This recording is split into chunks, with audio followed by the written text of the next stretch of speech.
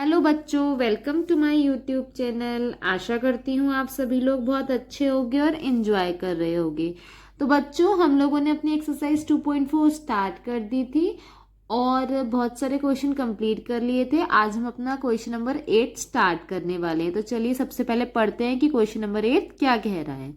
Half of a herd of deer are grazing in the field. मतलब आधे जो dear हैं वो क्या कर रहे हैं, फील्ड में घास खा रहे हैं। And 3/4 of the remaining are playing nearby. मतलब 3/4 ऑफ द रिमेनिंग, जो रिमेनिंग बचे, हाफ तो यहाँ हो गए, हाफ में जो हाफ बचे उसके 3/4 क्या कर रहे हैं, वो खेल रहे हैं आसपास। The rest 9 are drinking water. और बचे हुए 9 क्या कर रहे हैं, पानी पी रहे हैं कहाँ, पॉन्ड में। Find the number of deer in the heard. तो एक जो झुंड है उसमें कितने डियर थे ये हमें पता करना है। तो चलिए सबसे पहले लिखते हैं हम, let the number of deer is equal to x. Suppose क्या करेंगे, जो हमें फाइंड करना होता है हम उसी को सबसे पहले एक्स लेते हैं। तो नंबर ऑफ डियर्स क्या हो गए हमारे, एक्स हो गए। अब क्या है कि half of the herd, half of the herd मतलब are grazing in the field. तो मतलब इसका हाफ ना, तो half of the herds are grazing in the field. तो हाफ क्या कर रहे हैं, फील्ड में घास खा रहे हैं। ओके, उसके बाद क्या है, and 3/4 of the remaining are playing nearby. अब क्या है, 3/4 ऑफ द रिमेनिंग, रिमेनिंग मतलब ये x था, इसमें से x माइनस एक्स था, इसमें x माइनस 2 हो गया।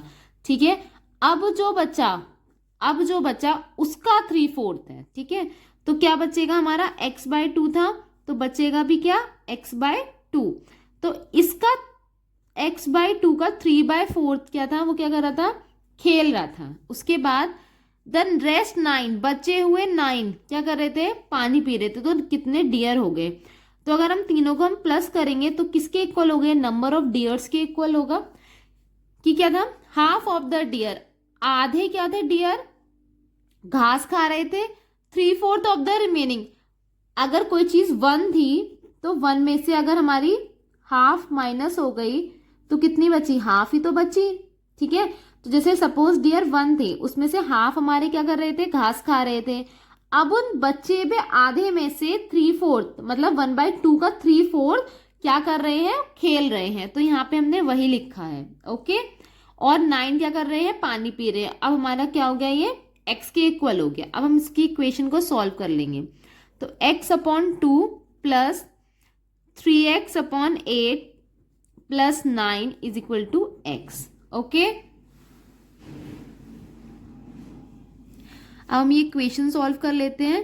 इनका एलसीएम ले लेंगे 2 and 8 का। ओके, 2 1 जा 2 4 जा 2 1 जा 2 2 जा एंड 2 2 2 जा 4 2 जा 8। एलसीएम हमारा 8 आया। 2 4 जा 8 होता है 4x plus 3x। Okay, 7x/8, यहाँ पे 9 is equal to x plus 9 is equal to x. Okay, तो 9 इधर ही रह गया, x माइनस 7x/8। अब इनका एलसीएम 8 आया, तो ये 8x माइनस 7x हो गया। 9 इज इक्वल टू x/8 हो गया। हम इनकी क्रॉस मल्टीप्लाई कर देंगे। ओके, तो x is equal to 9 into 8, 9 8 जा 72।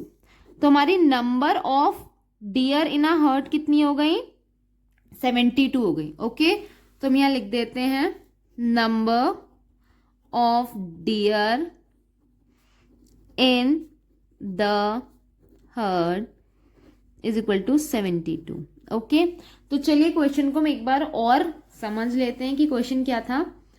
हमारी क्या थी, हाफ ऑफ द हर्ड क्या कर रही थी, घास खा रही थी, तो हमने हाफ लिख दिया।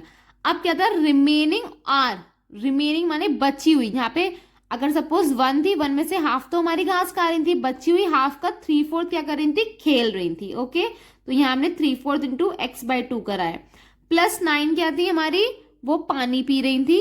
ओके, और ये सब किसके इक्वल था, x के इक्वल था, इसीलिए हमने ये इक्वेशन पूरी सॉल्व की है। ओके, अगर आपको इस क्वेश्चन में कुछ भी डाउट हो तो आप कमेंट सेक्शन में जाके मुझे कमेंट कर सकते हैं, जिससे मैं अपनी आने वाली वीडियोस में क्वेश्चन में जो भी आपको डाउट होगा वो एक्सप्लेन कर दूंगी। तो चलिए 8th क्वेश्चन कंप्लीट होता है। अब चलते हैं अपने 9th क्वेश्चन की तरफ। तो हमारा 9th क्वेश्चन है, अ grandfather is 10 times older than his granddaughter.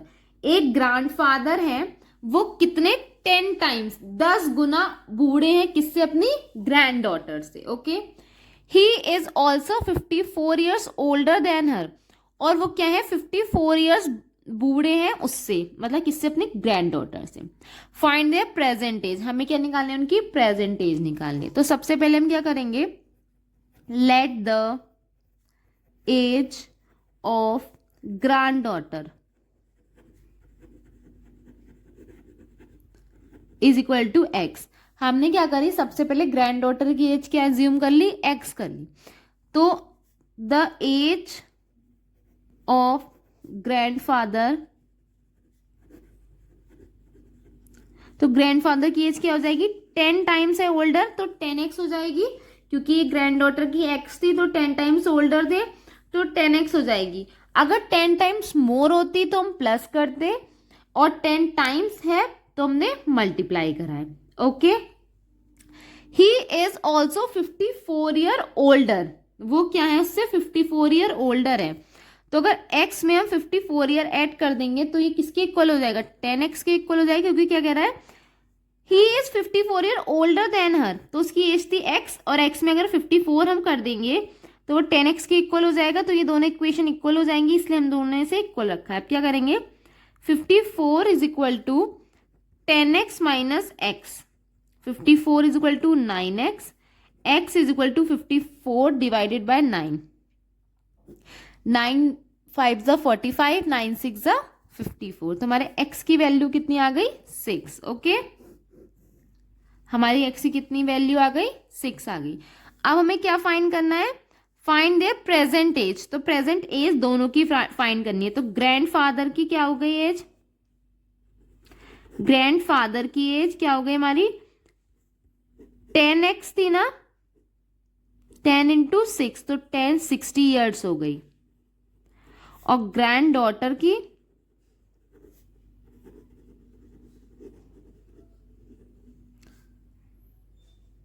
x थी तो ये 6 ईयर्स हो गई। ओके, तो मैं ये वाला क्वेश्चन दोबारा समझा देती हूँ। क्वेश्चन क्या कह रहा था, grandfather is 10 times older than his grand daughter. तो क्वेश्चन क्या कह रहा था, grandfather is 10 times older than his grand daughter. तो सबसे पहले हमें ग्रैंड डॉटर की एज को एज्यूम करना है। ओके, उसके बाद क्या है 10 टाइम्स, तो 10x हो गया। Okay, he is also 54 year older. हमें ये भी बता रखा है कि जो ग्रैंड डॉटर से 54 ईयर्स ओल्ड वो बड़े हैं, तो मतलब 10x के इक्वल हो जाएगा x प्लस 54। तो हमने यहीं पे इक्वेशन इक्वल कर लिया और इससे हम अपने आंसर्स फाइंड कर लिए हैं। ओके, तो चलिए हमारा 9th क्वेश्चन कंप्लीट होता है। अब चलते हैं अपने 10th क्वेश्चन की तरफ। हमारा 10th क्वेश्चन है, Aman's age is 3 times his son age. Aman की एज क्या है? 3 गुनी है उसके सन की एज से।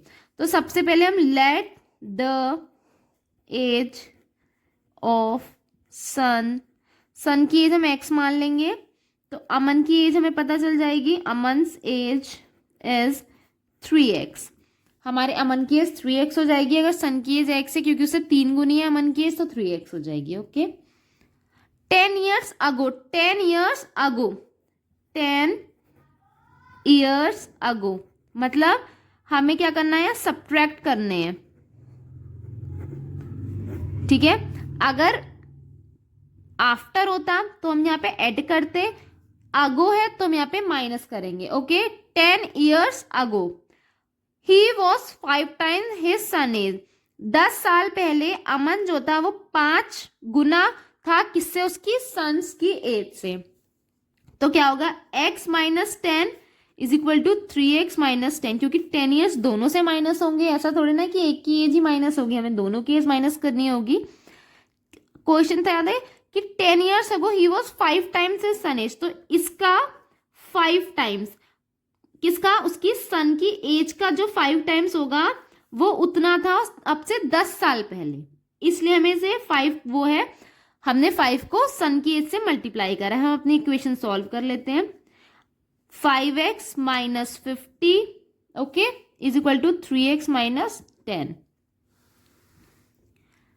5x minus 3x is equal to minus का 10 है, यहाँ प्लस का 50 हो जाएगा, sorry. 2x is equal to 40, x is equal to 40 divided by 2, x is equal to 20। तो हमारी जो x की वैल्यू आ गई 20 आ गई। अब हमें दोनों की प्रेजेंट एज निकालनी है, तो हम अपनी प्रेजेंट एज निकाल लेंगे। अमनस एज, अमन की एज क्या है हमारी 3x है, तो 3 into 20 is equal to 60 years. हमारे अमन की एज कितनी हो गई 60 ईयर्स हो गई। अब सन की एज, सन्स एज x थी तो x की वैल्यू 20 आई, तो ये 20 ईयर्स हो गई। ओके चलिए क्वेश्चन को दोबारा एक बार समझते हैं। Aman's age is 3 times his son age. Aman की जो एज थी वो 3 गुना थी उसकी सन की एज की। तो लेट द एज ऑफ सन, सबसे पहले हम सन की एज एज्यूम कर लेंगे। सन की एज से कितनी 3 गुनी क्या है उसके अमन की फादर की एज है। ओके 10 ईयर्स अगो, 10 साल पहले, जब पहले की बात हो रही तो यहाँ हम अपना सब्ट्रैक्शन करेंगे। अब क्या कह रहा है कि 10 साल पहले, तो हम दोनों की एज में से 10 ईयर्स हमने यहाँ माइनस कर लिए हैं। ओके 10 साल पहले वो क्या था सन की एज से 5 गुना था, तो हमने 5 की मल्टीप्लाई यहाँ सन की एज से की है और फिर हमारी इक्वेशन बन गई है। 2.4 कंप्लीट होती है। अगर आपको कोई भी डाउट हो किसी भी क्वेश्चन में तो आप कमेंट सेक्शन में जाके अपने डाउट लिख सकते हैं। मैं आने वाली वीडियोस में आपके सारे डाउट क्लियर कर दूंगी। और अगर आपको मेरा वीडियो पसंद आया हो तो मेरे वीडियो को लाइक कीजिएगा, मेरे चैनल को सब्सक्राइब कीजिएगा और मुझे ढेर सारा प्यार देते रहिएगा। Thank you for watching, bye bye.